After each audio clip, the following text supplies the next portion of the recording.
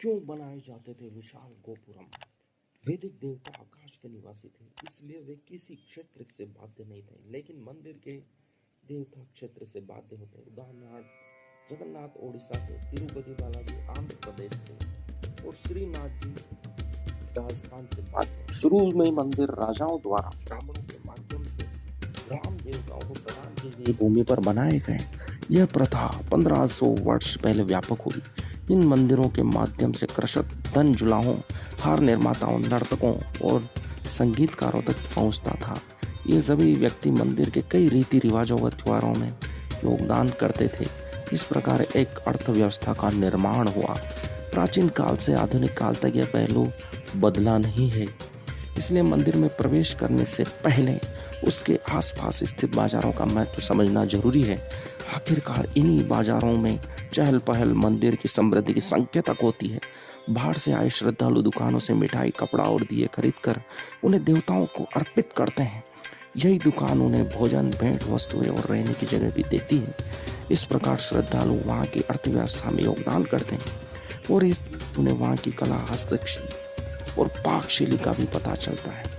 प्राचीन काल के मंदिर जैसे खजुराहो, भुवनेश्वर और मालमपुरम के मंदिर दीवारों से घिरे हुए नहीं होते थे, लेकिन जैसे जैसे आक्रमण बढ़ते गए वैसे वैसे उनके चारों ओर विशाल दीवारें बनाए जाने लगी।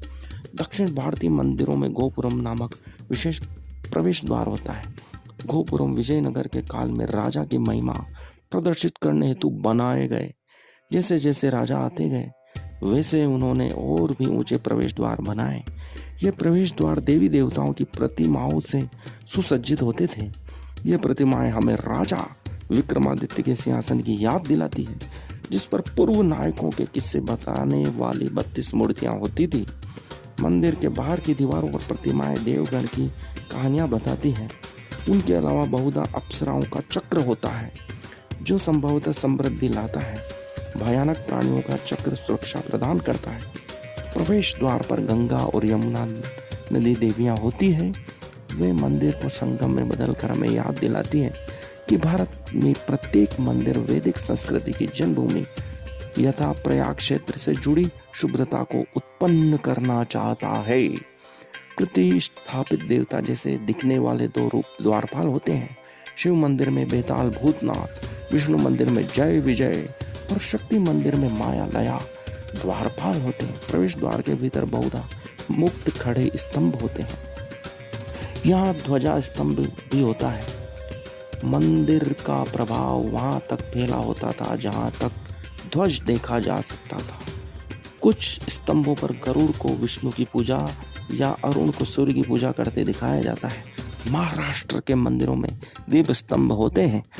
महाशिवरात्रि जैसे त्योहारों में उन पर रखे दीप जलाए जाते हैं। रामेश्वरम और मदुराई के मंदिरों की विशेषता उनके भीतर के गलियारे हैं, जिनमें लंबी पंक्ति में स्तंभ होते हैं। वे अपने रंग बिरंगे छतों के लिए भी जाने जाते हैं। मुख्य मंदिर में साधारणतः स्तंभों वाला सभागृह होता है, जिसमें श्रद्धालु दर्शन के लिए एकत्रित होते हैं। सबसे भीतर गर्भगृह में देवता होते हैं, पर्दों से छिपे और दियों से प्रकाशित होते हैं। गर्भगृह के ऊपर विमान या शिखर नामक पिरामिड या त्रिकोण के आकार की संरचना होती है। जैसे जैसे निर्माण करने की तकनीक सुधरती गई और राजाओं की सत्ता बढ़ती गई, वैसे वैसे उनकी भव्यता भी बढ़ती गई।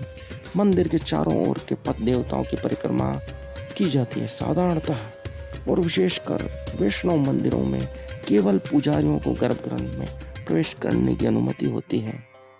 कभी कभार देवता रथ में तथा पालकी पर सैर करने मंदिर के बाहर आते हैं। यह उन श्रद्धालुओं के लिए शुरू किया गया जो गर्भगृह में प्रभु के दर्शन नहीं कर पाते थे। इसी प्रकार रामझरिया क्षेत्र में है भारत के मध्य प्रदेश में स्थित यह मंदिर लाखों वर्ष पुराना इतिहास को संजोए हुए है। जब लाखों वर्ष पूर्व भगवान श्री राम, माता सीता, लक्ष्मण सहित इन झाड़ क्षेत्र के वनों में विचरे थे और रामझरिया में कुछ देर के लिए रुके थे, कुछ दिनों के लिए रुके और यहाँ भगवान शिव लिंग की स्थापना की गई थी। उसी की याद में